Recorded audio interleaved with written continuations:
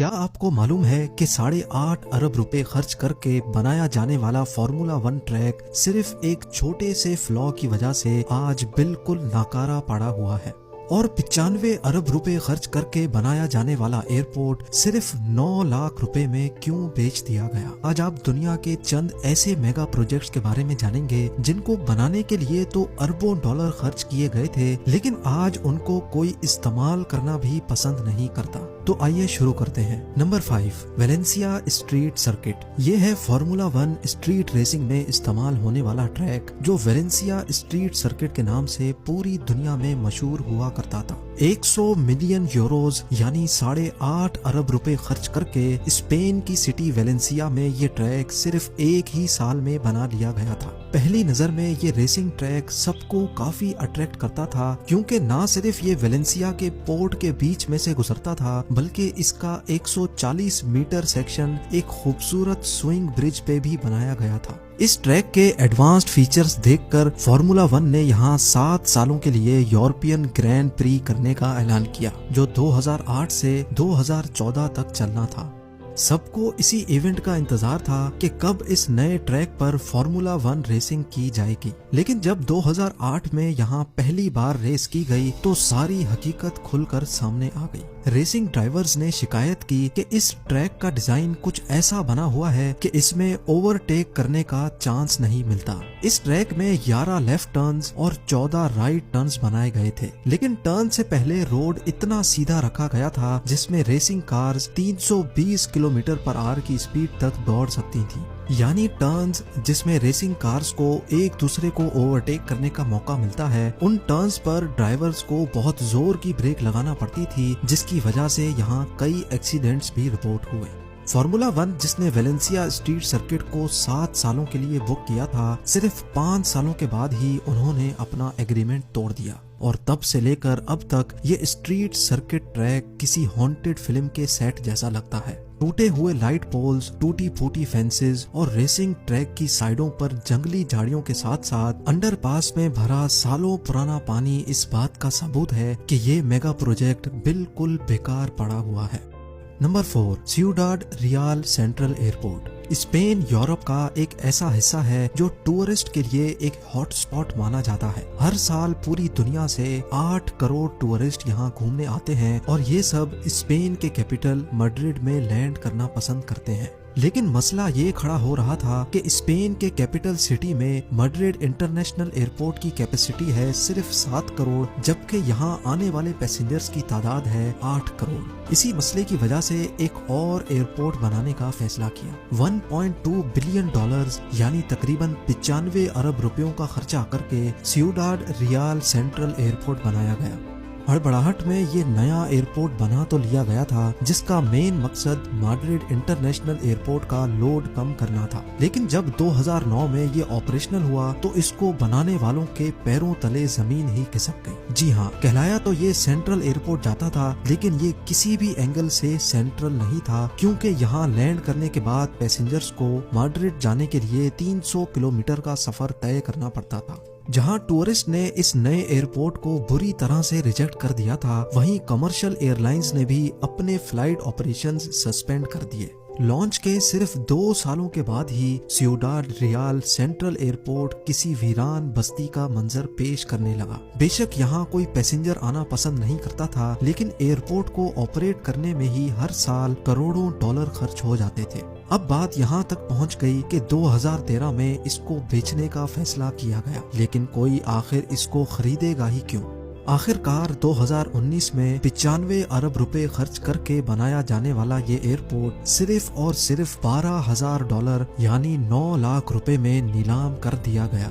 Number 3, interstate H3 highway. US की state हवाई में एक शहर है जो होनोलुलु के नाम से जाना जाता है। यहाँ एक 26 किलोमीटर लंबा ऐसा हाईवे बना हुआ है जो इंतहाई खूबसूरत पहाड़ों के दरमियान से होकर गुजरता है। इन नज़ारों में इतनी ज्यादा कशिश है कि यहाँ से गुजरने वाले लोग गाड़ियाँ पार्क करके फोटोग्राफी करते हैं, जिसकी वजह से इस हाईवे के कई स्पॉट्स पर ट्रैफिक जैम का खदशा रहता है। ये हाईवे जो इंटरस्टेट H3 हवाई के नाम से जाना जाता है, ये खूबसूरत होने के साथ साथ काफी ज्यादा कंट्रोवर्शियल भी है।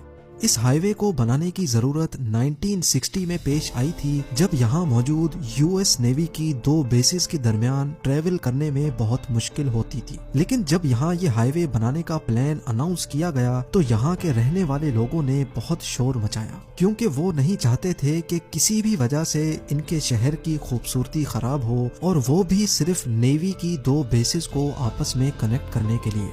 ये मामला इतना बढ़ गया कि अगले 26 सालों तक इस हाईवे की कंस्ट्रक्शन का काम रुका रहा। लेकिन फिर 1989 में एनवायरनमेंट के कानून में तब्दीली करके इस प्रोजेक्ट की कंस्ट्रक्शन जबरदस्ती स्टार्ट कर दी गई। पूरे 8 सालों की कंस्ट्रक्शन के बाद 1997 में पहली बार इस हाईवे को ओपन किया गया। नॉर्मली ऐसे इलाकों में रोड्स बनाने के लिए पहाड़ों को काट कर रोड्स बनाए जाते हैं, लेकिन क्योंकि ऐसा करने से यहाँ की खूबसूरती खराब हो रही थी, इसी वजह से ये पूरा हाईवे स्टार्टिंग से लेकर एंडिंग तक बड़े बड़े पिलर्स की सपोर्ट पर खड़ा किया गया था। ये करने की वजह से और तो कुछ नहीं हुआ, बल्कि इस प्रोजेक्ट की कॉस्ट बढ़ गई।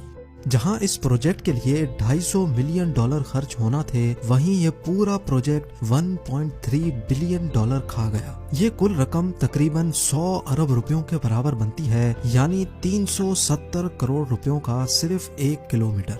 37 साल का इंतजार और 100 अरब रुपयों का खर्चा करने के बावजूद भी आज तक ये हाईवे इस्तेमाल के काबिल नहीं समझा जाता। कुछ लोगों का मानना है कि इस हाईवे से होनोलुलु डाउनटाउन तक कोई डायरेक्ट रास्ता नहीं जाता, जबकि यहाँ के लोकल्स ने आज तक इस हाईवे को इस वजह से इस्तेमाल नहीं किया क्योंकि उनका मानना है कि इस हाईवे की कंस्ट्रक्शन में गवर्नमेंट ने उनकी कई इबादत गाहों को गिरा दिया था, और यही वजह है कि ये हाईवे बहुत ही कम इस्तेमाल होता है। Number 2, ghost city. ये है यांगोन, जो म्यांमार का पुराना कैपिटल सिटी है। समंदर के किनारे बसने वाले इस शहर में 70 लाख लोग रहते हैं, और ये माना जाता है कि अब यांगोन मजीद एक्सपेंड नहीं हो सकता। ये सब देखते हुए 2002 में म्यांमार के एक मिलिट्री लीडर ने चुपचाप खामोशी से एक नया शहर बनवाना शुरू कर दिया। उनका प्लान था कि उनको म्यांमार का कैपिटल सिटी शिफ्ट करना है।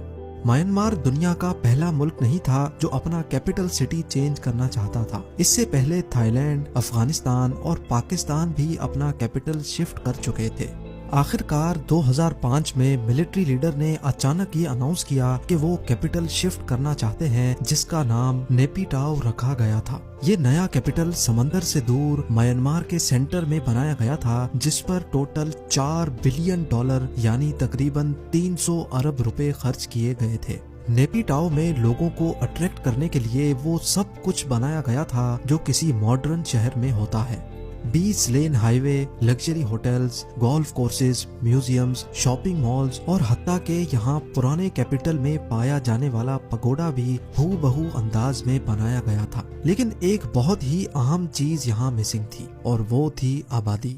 जी हाँ, इस नए कैपिटल में सब कुछ था, लेकिन लोग नहीं थे। यहाँ सिर्फ गवर्नमेंट एम्प्लॉइज और ब्यूरोक्रेट्स रहते हैं। इसके अलावा यहाँ ना ही बंदा है और ना ही बंदे की जात। 20 लेन हाईवे जो लाखों गाड़ियों के लिए बनाया गया था, वहाँ किस्मत से ही कोई गाड़ी चलती हुई दिखती है।